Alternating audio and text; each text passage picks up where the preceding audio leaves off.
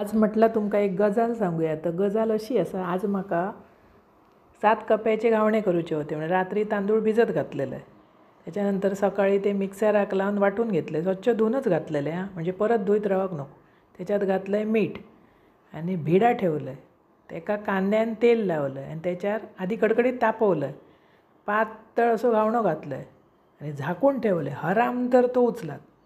BP नसलेल्याचो पण BP वाढता तसा आज माझा झाला.